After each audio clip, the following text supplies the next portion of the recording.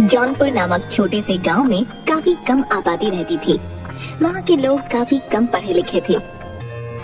गांव में एक स्कूल तो था, परंतु लोगों में जागरूकता की कमी के कारण बहुत कम बच्चे ही उस स्कूल में पढ़ने आते थे।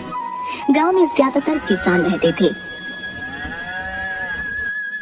इसी गांव में सतिया नाम का एक किसान रहता था, जिसका बेटा दीपक गांव के स्कूल में 12वीं कक्षा में पढ़ता था। अरे बेटा, अब तुम्हारी 12वीं की परीक्षा होने वाली है। उसके बाद क्या सोचा है? 12वीं के बाद पढ़ाई की कोई सुविधा नहीं है। पिताजी, 12वीं के बाद मैं शहर पढ़ने के लिए जाना चाहता हूँ। मेरा एक दोस्त भी आगे पढ़ने के लिए शहर जाएगा। सतिया ने बेटे की पढ़ाई के लिए कुछ पैसे जोड़ रखे थे। दीपक आगे पढ़ने के लिए शहर चला गया। उस गांव में एक रेलवे स्टेशन भी था, जिस पर इक्का दुक्का ट्रेनें ही आती थीं और बहुत कम लोग ही शहर से बाहर जाते थे। एक दिन गांव के कुछ बच्चे स्टेशन के पास खेल रहे थे, तभी स्टेशन पर ट्रेन आकर रुकी और कुछ देर में रवाना हो गई। वो बच्चे ट्रेन जाने के बाद आपस में बात करने लगे। अरे भीमा कहाँ गायब हो गया? अभी तो वो हमारे साथ ही खेल रहा था, बस बॉल लेने ट्रेन की पटरी की तरफ गया। काफी देर खोजने के बाद भीमा नहीं मिलता। भीमा के माँ बाप बहुत परेशान होते हैं। अरे मेरा बच्चा कहाँ चला गया? वो तो आराम से सभी दोस्तों के साथ स्टेशन के पास खेल रहा था, तो आखिर वहाँ से कहाँ गायब हो गया? तभी उसके साथ खेल रहे बच्चों में से एक बताता है, हम लोग सब स्टेशन के पास ही खेल रहे थे, तभी अचानक ट्रेन आकर स्टेशन पर रुकी। इतने में भीमा गेंद लेने के लिए पटरी की तरफ भागा, फिर न जाने क्या हुआ, वो वापस ही नहीं आया। ट्रेन तो 5 मिनट बाद वहाँ से रवाना हो गई, पर भीमा कहीं नहीं मिला। सारा गांव उस बच्चे को ढूंढकर परेशान हो जाता है, पर वो कहीं नहीं मिलता। इसी तरह कुछ दिनों बाद एक और बच्चा स्टेशन के पास से ही गायब हो जाता है। गांव भर में इस बात की चर्चा होने लगी। अरे भैया, ये सब क्या हो रहा है? ऐसे बच्चों का गायब होना चिंता का विषय है। आखिर स्टेशन के पास खेलते हुए बच्चों में से ही कोई गायब क्यों होता है भाई? और जब वहाँ ट्रेन आती है, उसी के बाद दोनों बच्चे गायब हुए, यानी कि इन बच्चों के गायब होने में उस रहस्यमयी ट्रेन का ही हाथ है। उसी ट्रेन में ही उन बच्चों को अगवा करके ले जाया गया है। हाँ, ये तो बहुत चिंता की बात है।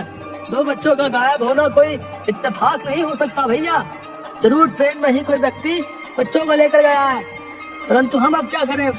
हम सभी को अपने बच्चों को स्टेशन की तरफ जाने से मना करना पड़ेगा। भाइयों, कहीं कोई भूत प्रेत हमारे बच्चों को गायब तो नहीं कर रहा ना? अरे भाई, अब तुम और मत डराओ हमें। वैसे ही गांव वाले सब के सब डरे पड़े हैं। गांव के हर घर में इस बात की चर्चा हो रही थी। सतिया के कान में भी ये बात पड़ी, तब उसे भी समझ नहीं आया कि ये सब क्या माजरा है। लोगों ने स्टेशन की तरफ जाना डर के मारे छोड़ दिया। दीपक शहर से छुट्टियों में कुछ दिन के लिए गांव में रहने आया। उसने भी गांव वालों से और अपने पिता से बच्चों के रहस्यमयी तरीके से गायब होने का किस्सा सुना। अरे भाई, मैं ये क्या सुन रहा हूँ? गांव से 2 बच्चे किस तरह स्टेशन के पास से गायब हो गए? हमें इस बात की तह तक जाना चाहिए, वरना तो डर के मारे कोई स्टेशन की तरफ जा ही नहीं पाएगा। हाँ भाई, हमें जरूर कुछ करना चाहिए, लेकिन कुछ लोग इसे भूत प्रेत का सहारा भी बता रहे हैं। क्या यार, तू भी पढ़ा लिखा होकर किन बातों में विश्वास कर रहा है? माजरा कुछ और है। 2 बच्चों में से एक बच्चा मेरे दोस्त का छोटा भाई था। उन लोगों का दुख मुझसे देखा नहीं गया। कुछ दिनों बाद ही स्टेशन से कुछ दूर खेत में कुछ बच्चे खेल रहे थे। उसमें से भी एक बच्चा उसी तरह गायब हो गया, और वो भी बिल्कुल ट्रेन के स्टेशन आने के समय के आसपास ही। अब तो गांव वालों को चिंता सताने लगी। सभी ने बैठकर ये तय किया, अब तो हमें इस बारे में कुछ ना कुछ करना पड़ेगा भैया, वरना हमारे गांव से बच्चे इसी तरह गायब होते रहेंगे। आखिर ट्रेन आने के समय पर ही बच्चे गायब क्यों होते हैं? हमें इस बात का पता लगाना ही पड़ेगा। दीपक, तुम पढ़े लिखे हो और समझदार भी हो। तुम अपने दोस्त के साथ मिलकर इस काम में हमारी मदद कर सकते हो। दीपक और उसका दोस्त काफी सोच विचार करते हैं और एक प्लान बनाते हैं। इस बात का पता लगाने के लिए हमें उस रहस्यमय ट्रेन पर ही नजर रखनी होगी। जब भी बच्चे गायब हुए हैं, वो समय लगभग वही होता है जब ट्रेन स्टेशन पर आती है। हमें छुपकर ट्रेन पर आने जाने वालों पर नजर रखनी होगी। हाँ, ये ठीक कह रहे हो। हम गांव वालों की मदद लेकर ऐसा कुछ प्लान बनाएंगे जिससे कि हम असली गुनहगार को पकड़ सकें। गांव के कुछ जवान लड़के स्टेशन मास्टर के कमरे में छुप कर बैठ जाते हैं और दीपक उन्हें समझाता है। देखिए, आप लोग इस कमरे में छुप कर बैठे, बाहर गांव के 2-3 बच्चों को स्टेशन पर खेलने के लिए छोड़ देते हैं। वो जो भी व्यक्ति है बच्चों को भी अपना निशाना बनाता है। आप लोग छुप कर अंदर से ही देखते रहना, और बच्चे स्टेशन पर खेल रहे होंगे, मैं ट्रेन के अंदर जाऊंगा। इसी तरह हम उस गुनहगार का पता लगा सकते हैं जो कि बच्चों को अगवा करता है। सभी लोग दीपक के कहे अनुसार कमरे में छिप जाते हैं और बच्चे बाहर स्टेशन पर खेलने लगते हैं।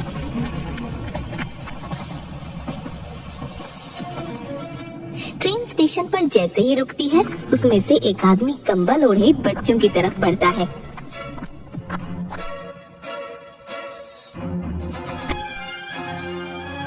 अरे बच्चों, क्या खेल रहे हो?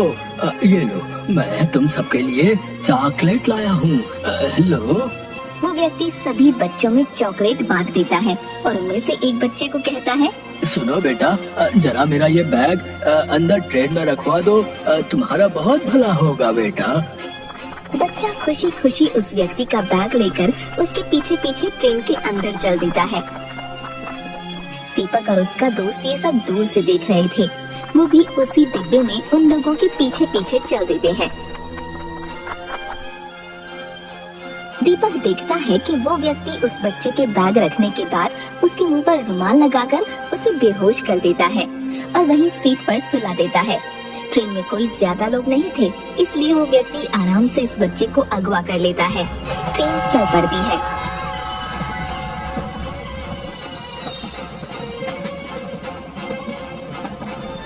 दीपक भी उसी डिब्बे में बैठा उन पर नजर रख रहा था। दीपक अपने दोस्त से कहता है, मुझे लगता है ये व्यक्ति इस बच्चे को अगवा करके ले जा रहा है, परंतु ये ऐसा क्यों कर रहा है? मुझे चुपचाप इस पर नजर रखनी होगी, तभी मैं इसे रंगे हाथों पकड़ पाऊंगा।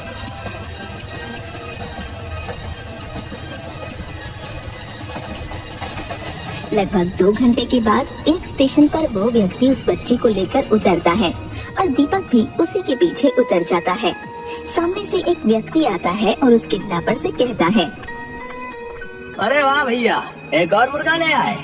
ये तो बहुत अच्छा धंधा है। तुम उस गांव में जब भी जाते हो, तुम्हारे हाथ एक ना एक बच्चा लगी जाता है, और फिर हम उसे अच्छे खासे दामों में बेचकर मजा करते हैं। हाँ भाई, उस गांव में तो इतने बेवकूफ लोग रहते हैं कि कोई भी आज तक मुझे पकड़ नहीं पाया। हाँ, हमने वहाँ से 4-5 बच्चे चुरा लिए और उन्हें अच्छे दामों में शहर के भिखारी गैंग को बेच दिया, परंतु हम आज तक पकड़े नहीं गए। हमें इन लोगों का पीछा करना होगा ताकि हमें पता चल सके कि आखिर इन बच्चों को अगवा करके ये कहाँ लेकर जाता है, तभी हम इसे रंगे हाथों पकड़वा सकते हैं। हाँ, हमें बड़ी सावधानी से इन लोगों का पीछा करना होगा। हो सकता है हमें वहाँ अपने गांव से अगवा हुए बच्चे भी मिल जाएं।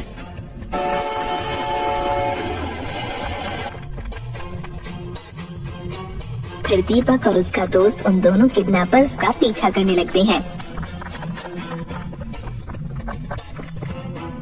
उस बच्चे को लेकर वो दोनों लोग एक सुनसान जगह पर पहुंचते हैं।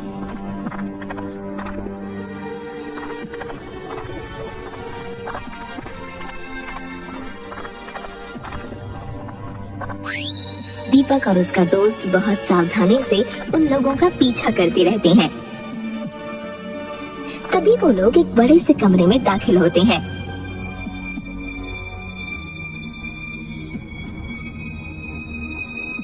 सामने बैठा एक व्यक्ति किडनैपर से पूछता है, आ गए तुम लोग एक नया शिकार लेकर? अब तो हमारे पास बहुत से बच्चे हो गए हैं जिनसे रोजाना भीख मंगवा कर हमारे पास बहुत माल इकट्ठा हो जाता है। सामने का नजारा देखकर दीपक और उसके दोस्त के होश उड़ जाते हैं। वहाँ बहुत सारे बच्चे जमा थे जिनके हाथ पैर टूटे थे। दीपक और उसका दोस्त चुपचाप बाहर आ जाते हैं। ये लोग तो बहुत जालिम और खतरनाक लोग हैं। इन्होंने इतने मासूम बच्चों को किस तरह मार मार कर अधमरा किया हुआ है और अपने फायदे के लिए उनसे भीख मंगवाते हैं। परंतु ये बहुत खतरनाक लोग हैं। हमें इन्हें पकड़ने के लिए पुलिस की मदद लेनी होगी। हाँ दीपक, तुम ठीक कह रहे हो। इन मासूम बच्चों की जान बचाने के लिए हमें इन जालिमों को रंगे हाथों पकड़ना ही होगा, और ये काम हम दोनों अकेले नहीं कर सकते।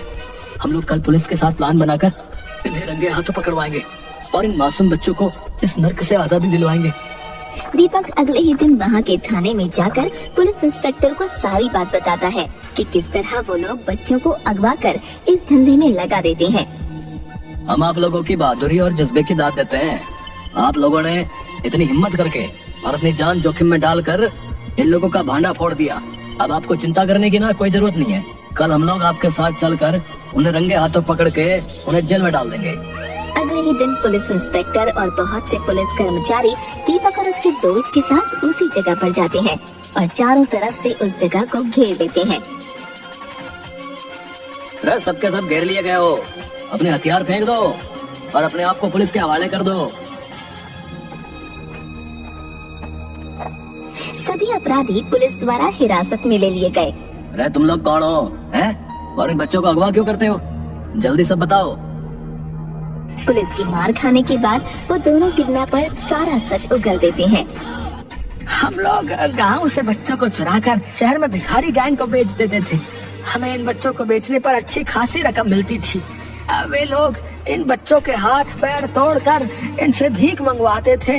ये लोग काफी समय से अपना धंधा चला रहे हैं दीपक। तुमने इन लोगों को पकड़वा कर बहुत अच्छा किया। इन लोगों ने और भी कई गांव के इस तरह के बच्चों को ट्रेन में अगवा किया है। जिस गांव की आबादी कम होती थी वहीं के बच्चों को ये लोग निशाना बनाते थे और हम लोग काफी समय से इनकी तलाश में थे, परंतु इनका कोई सुराग हमें नहीं मिल पा रहा था। तुम लोगों का बहुत बहुत धन्यवाद जो तुमने इतनी हिम्मत करके इन लोगों को रंगे हाथ पकड़वाया भी। ये तो हमारा फर्ज था इंस्पेक्टर साहब। ऐसे लोगों को तो सलाखों के पीछे ही होना चाहिए। इन्होंने न जाने कितने घरों के बच्चों को उनके माँ बाप से जुदा करके अपने फायदे के लिए बेच दिया। पुलिस उन गुनहगारों को जेल में डाल देती है और सभी अगवा हुए बच्चों को आजादी दिलवा देती है। दीपक अपने गांव के चारों बच्चों को वहां देखकर बहुत खुश होता है। देखो भीमा और बाकी बच्चे हमें मिल गए हैं। अब हम इन्हें गांव वापस ले जाकर आपसे इन्हें मिलवाएंगे तो वो लोग कितने खुश होंगे। दीपक और उसका दोस्त उन बच्चों को वहां से छुड़वाकर गांव वापस ले आते हैं। गांव वाले अपने बच्चों को जिंदा वापस देखकर बहुत खुश होते हैं और दीपक और उसके दोस्त का शुक्रिया अदा करते हैं। इस तरह दीपक और उसके दोस्त ने समझदारी और हिम्मत से काम लेते हुए इन लोगों को सलाखों के पीछे पहुंचा दिया। अब गांव वाले बहुत खुश और निश्चिंत थे।